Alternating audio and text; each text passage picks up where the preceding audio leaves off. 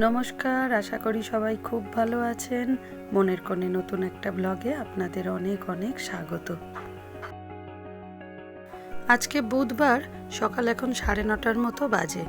মা যাচ্ছে ছেলেকে নিয়ে স্কুলে। এদিকে ঠাকুরমশাই মন্দিরে এসেছেন পুজো করতে।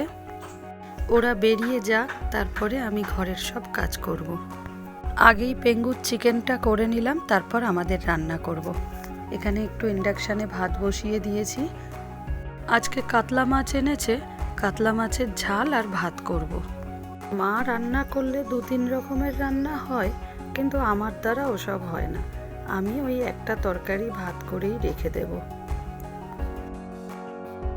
এখন সন্ধে 7:30 মতো বাজে। আজকে ছেলে আর কোচিং ক্লাসে যায়নি, তাই আমি একটু পড়াতে বসেছি। আজকে রাতের জন্য মা বলেছে ঘুগনি আর রুটি করবে, তাই এখানে মটর আর আলুটা সেদ্ধ করতে দিয়েছে। বাইরে খুব সুন্দর ঝড় উঠেছে, হালকা হালকা বৃষ্টিও পড়ছে, তাই একটু বাইরে আসলাম। বাচ্চাগুলো খেলছে, আমিও একটু বসে আছি। একটু খেলে নিক, তারপরে গিয়ে খাওয়া দাওয়া করব।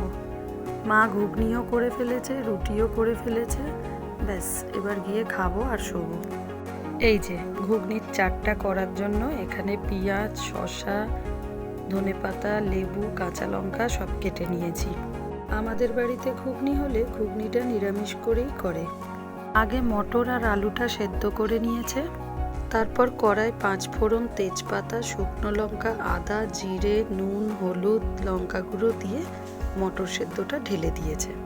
একটু কসুরি মেথিও দিয়েছে।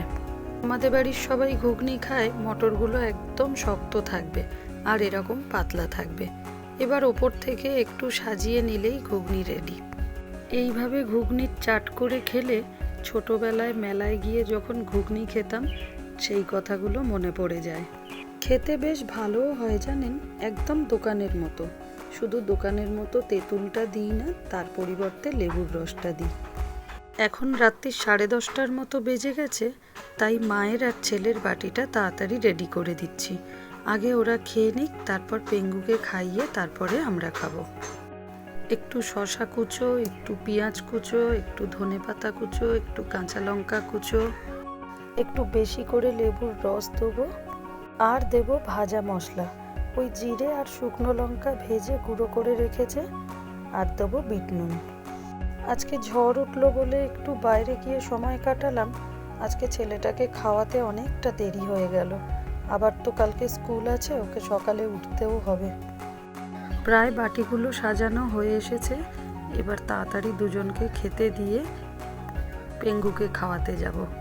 পেঙ্গুরও আজকে খেতে অনেকটা দেরি হয়ে গেল, তারও মনে হয় খিদে পেয়ে গেছে, সেও চিৎকার করতে শুরু করে দিয়েছে। পেঙ্গু তো এখন আবার ভিটামিন ওষুধ খায়, ওকে খাইয়ে ওষুধ খাওয়াতে গেলে আরও 10-15 মিনিট সময় লেগে যায়।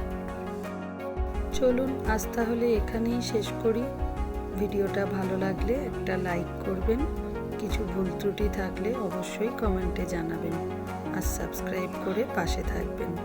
দেখা হবে পরের একটা নতুন ব্লগে।